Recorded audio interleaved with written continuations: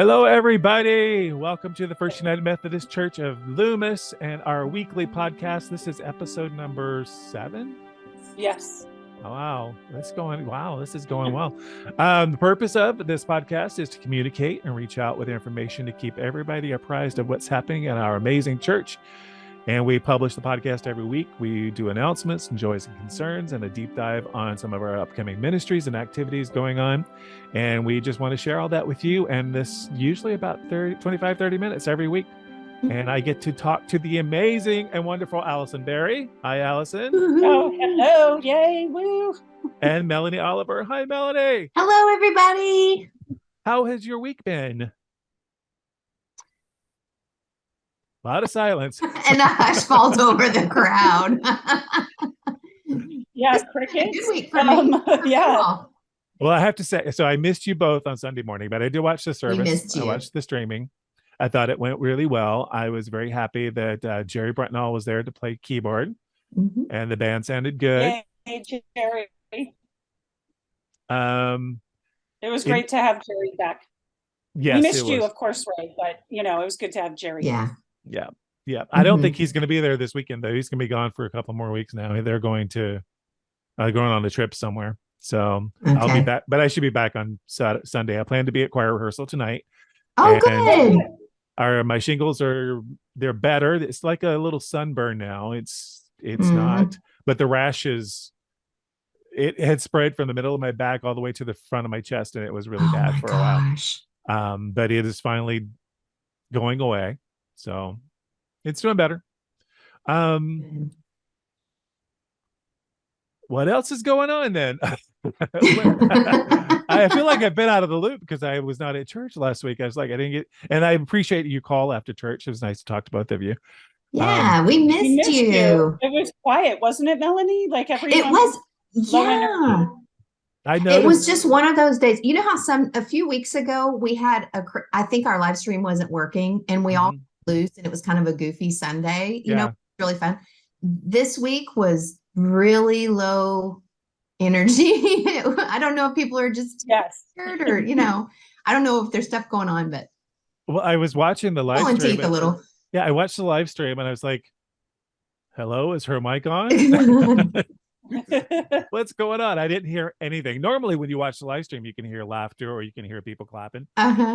Crickets. It was absolutely crickets. So that was weird. We were a little sleepy. Yeah. All right. Didn't you have the women's retreat last week? How did it go? Yes. I thought it was awesome. It was a good turnout. What were your thoughts, Melanie? I thought it was great. It's the first one I had been to, so I don't really have anything to compare it to. But it was wonderful. Our speaker was amazing. I loved hearing her story, very inspirational. And actually, at the end of the retreat, I was left kind of wanting more. Like I was kind of bummed it was over. I would have liked to kind of hang out a little bit more with the ladies socially. And it was wonderful. I guess it's always good to leave wanting more. Yeah. I think that's the goal of everything. Yeah, I think it would have been nice. It would have been nice to spend the night. I mean, it was such a beautiful place, but it also made me extremely stressed out because it's where they used to do board ordained ministry. So when I pulled up, I had butterflies in my stomach, and I just wanted to run out of there screaming. PTSD. Yeah, run. Those board ordained ministry interviews are nerve-wracking. They're hard on a body. Yes, and a soul. You come out of there feeling like the lowest of the low. Well, I did get a list of announcements for this week. I can share those really quick. We have the deadline to order a magnetic name badge from Christy Olson is this Sunday. And I'm looking at this. And she says she's gotten a lot. Cool. I think people are like, I got to do this. So she mentioned last night that she's gotten a lot. Cool. Great. Sorry, this Optimist pumpkin succulent activity. It's details in the lantern, and we need the RSVPs by October 15th, which is Saturday. So that's pretty quick. The lantern should be out later today. I talked to Sharon earlier this morning. The crop walk at Maidu Park is coming up October 23rd. Sign-ins at 1:30. Walk is at 2. For entry and slide for Veteran Days pictures, we need to get those to Christy by October 30th. If there are any pictures you want to add for our Veterans Day. Founders Day is October 30th, and we're going to talk about that a bit more. We have a special guest today, Sarah Nitta, who's going to talk to us about Founders Day activities coming up. We have the trunk or treat October 30th. Anything you want to add about that? No, just more cars, please. We have. How many do we have signed up? We have 14. Oh, that's good. I'd love to have 20. I'd love to have 20. Okay, so sign up, people. Loomis Senior Life Center anniversary and art show. Art show viewing Saturday, November 5th from 10 a.m. to 1 p.m. Sunday, November 6th during coffee hour. Tuesday, November 8th, 11 a.m. to 1 p.m. And the anniversary programs at 11:30 a.m. Okay. Church conference on November 6th at 12 noon. Anything you want to add to that, Allison? Yes. That Sunday is also when we're going to remember the saints. So all the folks that not only died in this past year, but because of COVID, we want to open it up to, folks that we weren't able to celebrate their lives. And so I'm asking for pictures or just short little stories about the dearly departed. And I'd like to lift them up during worship and have a picture of the person while I talk a little bit about them. And I'm going to have help from some people. So Diane Pingree helped me a lot yesterday, and I'm going to ask for help from others, but we have a pretty good list. It was so sad during COVID. We couldn't gather and celebrate so many lives. So I'm asking for pictures. What else do I need? Pictures, stories, anecdotes, and the deadline for pictures. Let's make it, the service is November 6th. So November 2nd. Okay. How's that? Does that sound reasonable? I think so. Okay. Hey, Ray, can we jump back real quick? Our church conference is that morning. After church at noon. And a couple of people have said, why isn't it right after church? Why is it at noon? And that's because we have to have somebody come in. We have another elder coming in to lead it, which is Marcia, who's the pastor of the Roseville. Oh, yeah. And we have to wait for his services to be over in Roseville and then for him to drive over. So that's why we're doing it at noon instead of right at 10:30 when service is out. Awesome. So go get lunch and come back. Yep. And thank you for that. Well, and service might go longer if, we're celebrating so many of our loved ones. Yeah. So we'll try to make it special. It'll be a special day. A reminder that our Veterans Concert is coming up on November 4th at 7 p.m. with the Winds of Faith, and that's a patriotic concert to celebrate Veterans Day. I also know that I got a list or a note here from Sharon. The ukulele group monthly was going to start Sunday, November 6th at 11, but that might change, right? Because of the conference? Yes. Yes. And with remembering the saints and so it could be a good introductory time, stay after church, figure out what we're all about. So if you have a ukulele, bring it. If not, just come and figure out if this is something you want to do. I think it's going to be fun. Cool. And what's the name of the group? The Eucharist. And also, Claire gave me beautiful video of Ida Otani playing the ukulele. Oh. And of course, she died during COVID, and we weren't able to celebrate her life. So I hope to be able to show that during worship on that Sunday. That little video. Fun. Oh, that's great. Cool. Anything else that we need to announce before we bring in our guest speaker today?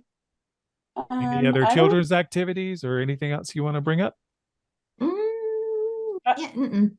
You know what? Maybe down the road, I think November 20th, we want to do an Advent wreath making potluck. So just something to put on the calendar. It'll be after church, and we want to make Advent wreaths for the families. So you can take it home and light the Advent candles every Sunday with your loved ones. Awesome. All right. Well, eat. Yeah, eat. Because we're Methodist. That's what we do. Oh, yeah. And we want to make it soup and bring a recipe. I mean, if you bring something else like sushi, we'll take it. We won't complain. We do not turn away food.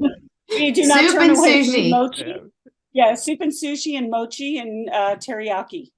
It sounds like you're planning the menu.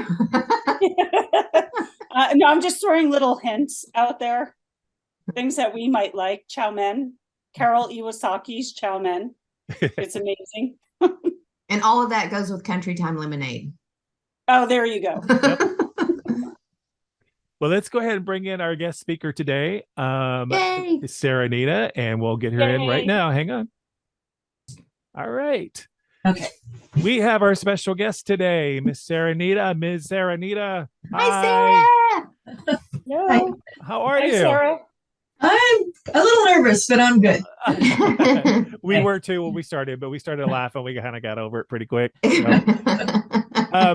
We're glad you came to join us today. We wanted to talk to you about the upcoming Founders Day celebration, which we're going to be observing on October 30th at the church.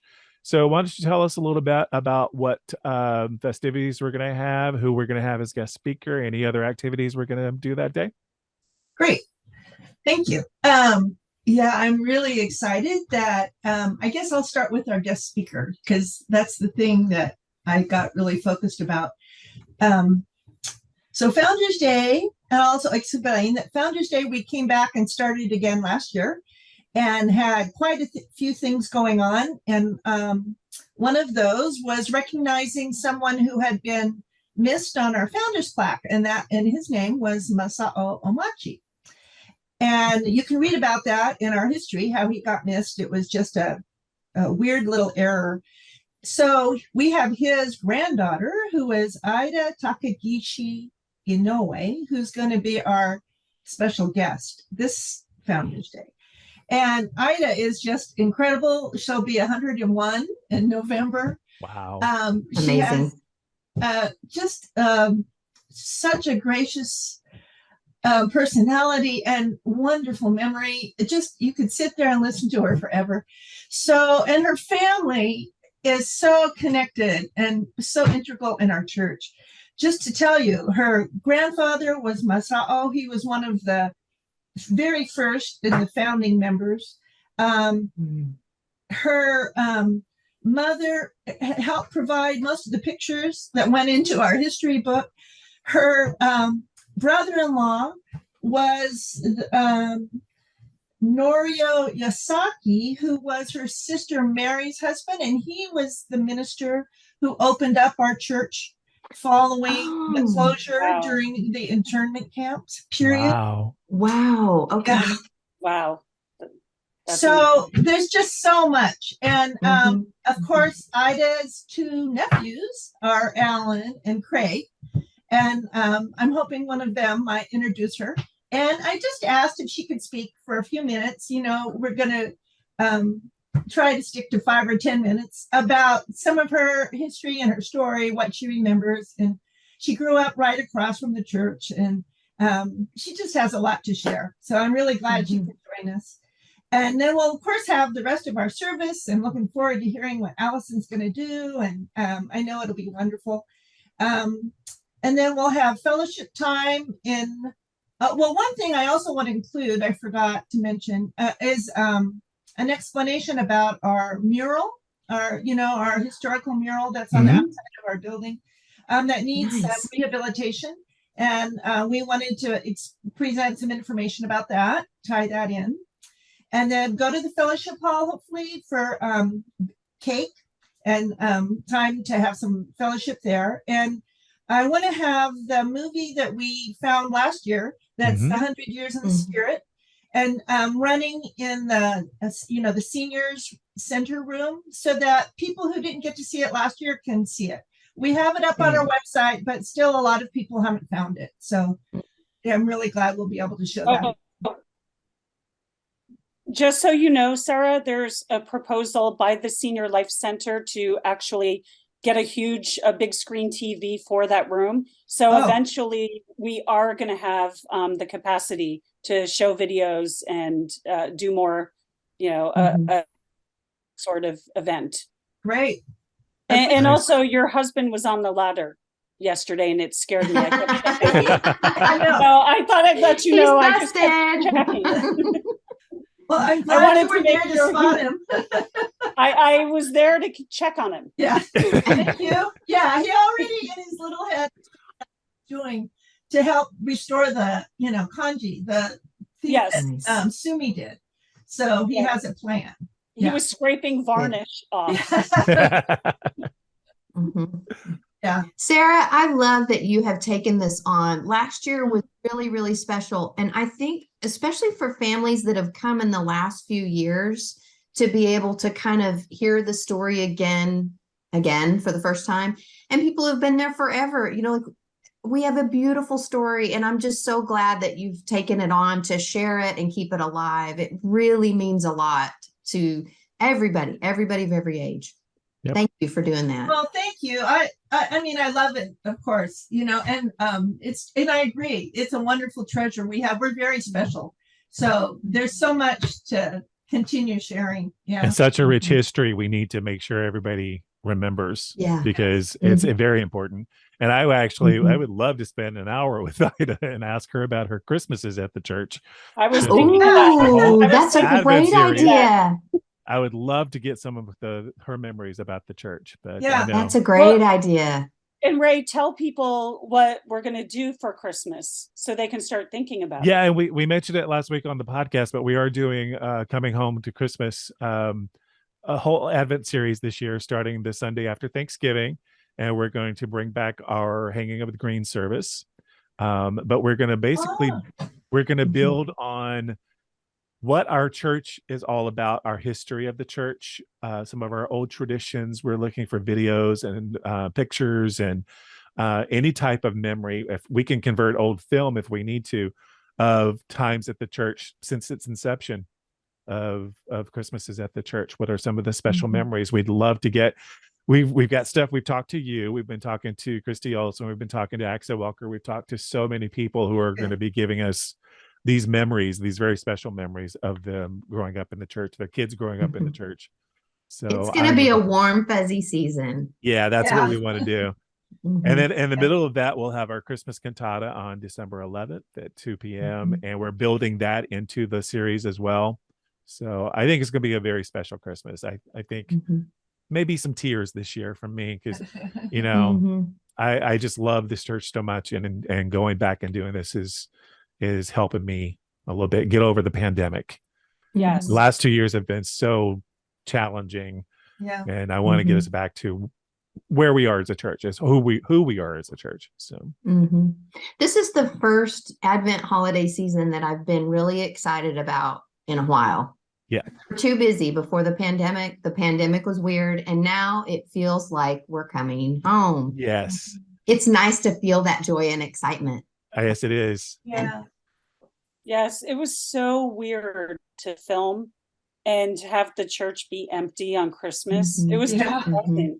Ray, you did a great job with the services, but I mean, it was sad.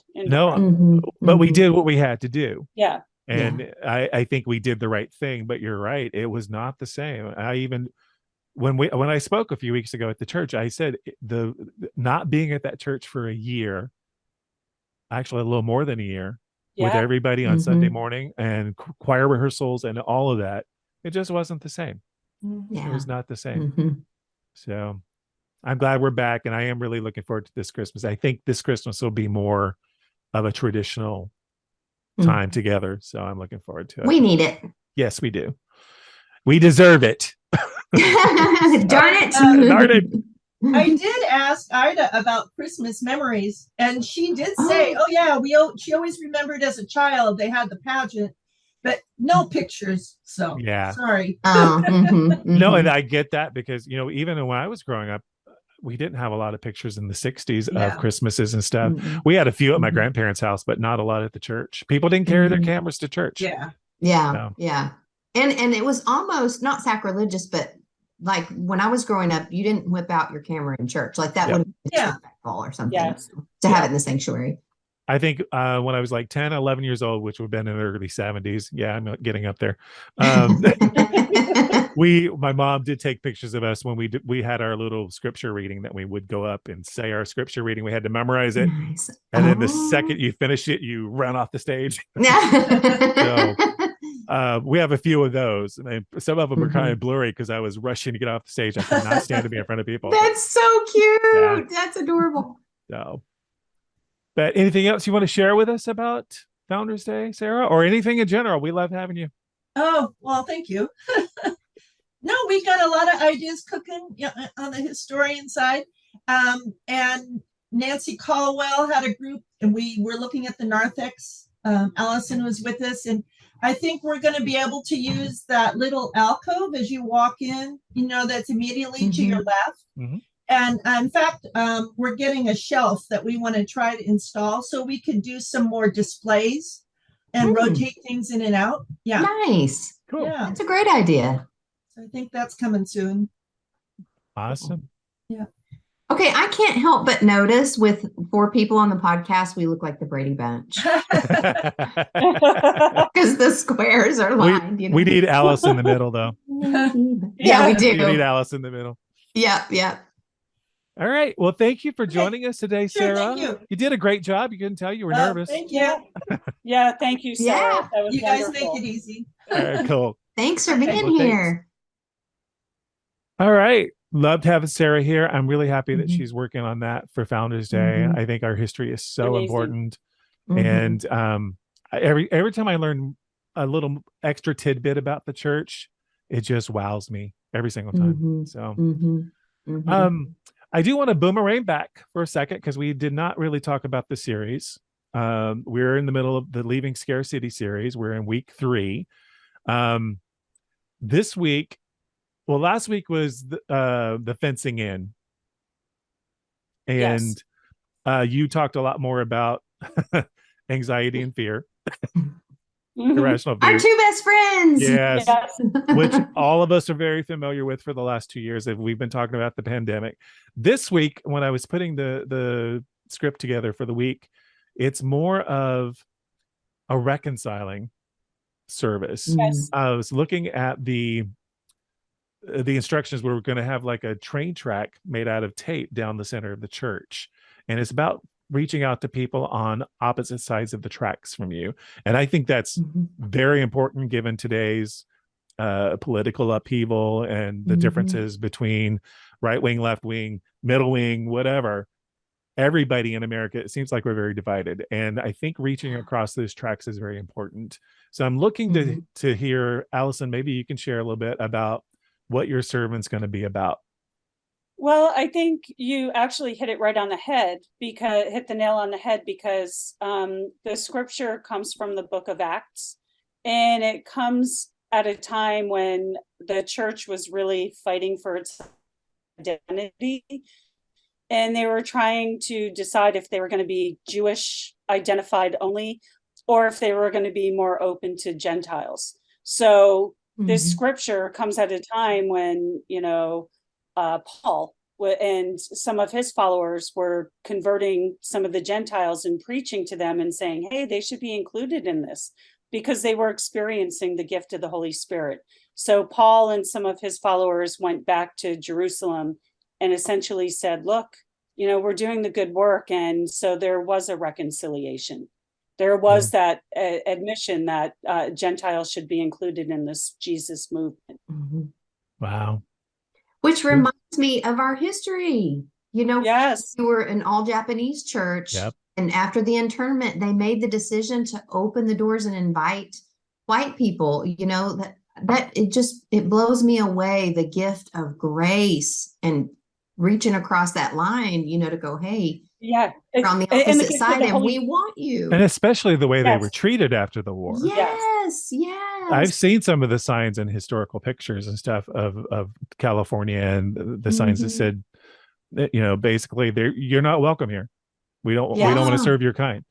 So, and I grew up in the South. When I was born, there were whites only signs or coloreds only signs in the area. So I think it was very healing for them to extend that olive branch, say you all are welcome in our church.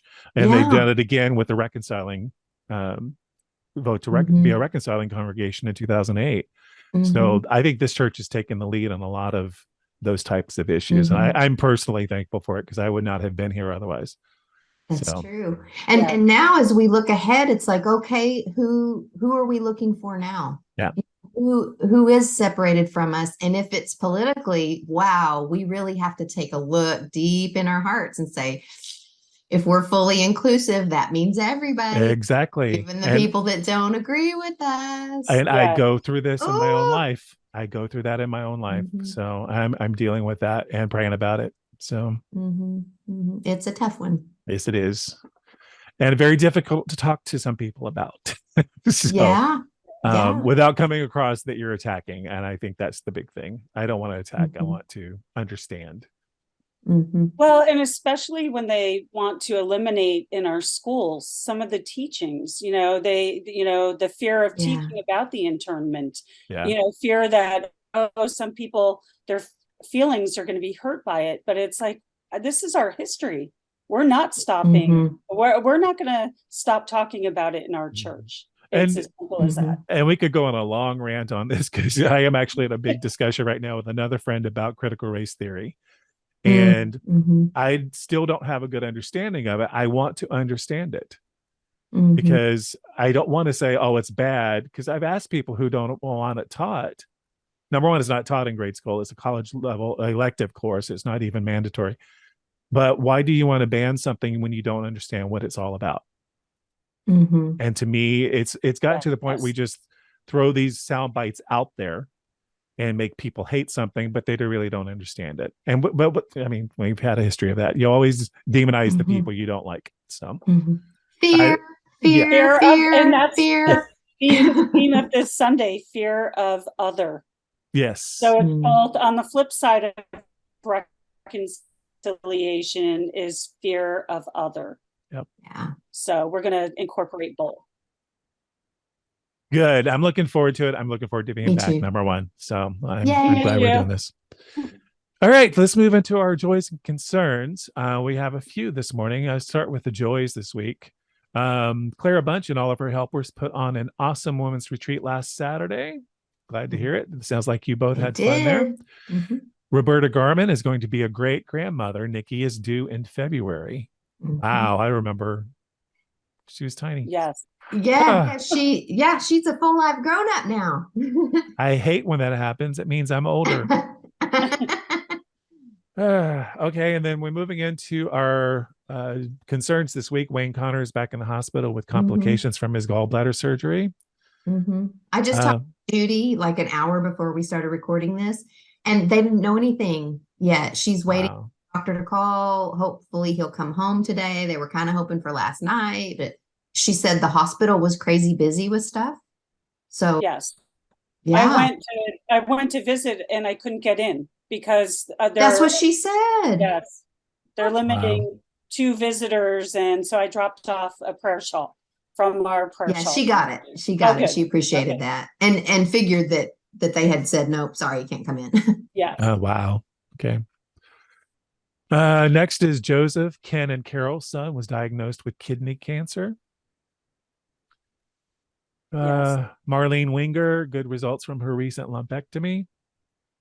Prayer request for Norma Camp.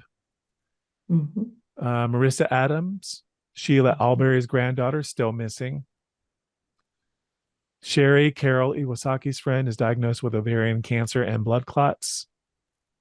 Debbie, who is a friend of the Osborns, healing of her leg after 13 surgeries to save it after a car accident. Whoa. Oh my gosh.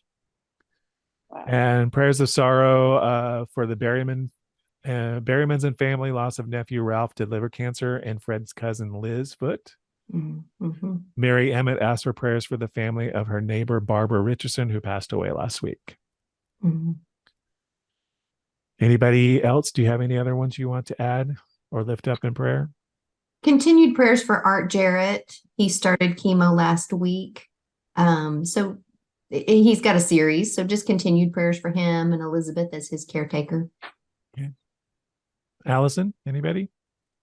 Since I'm down in Monterey, Claire is off visiting grandma. So Dave's mother, Norma Camp, and she's improving a little bit.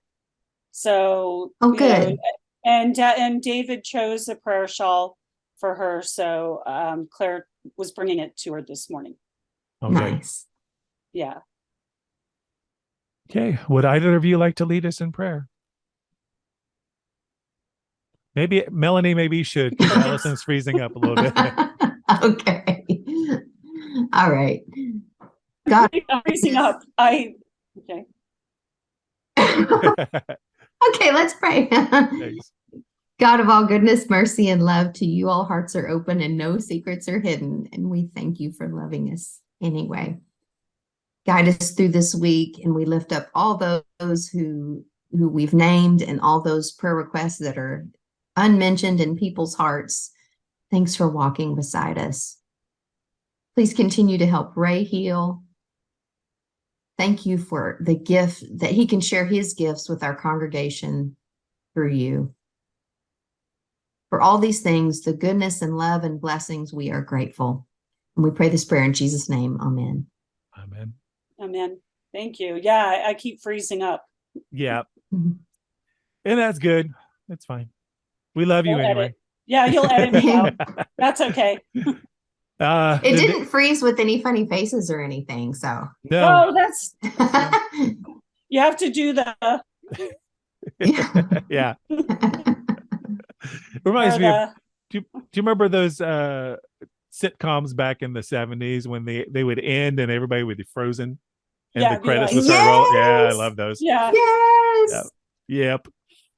All right, then the only thing we have left to do is remind everybody that our worship services are Sunday morning at 9:30 a.m. and we are located at 6414 Brace Road in Loomis, California. Visit our website at loomismethodist.org. You can find links to our Facebook page and our YouTube page. Also, ways to communicate with us, finding email addresses for me, Allison, and Melanie, as well as the phone number for the church.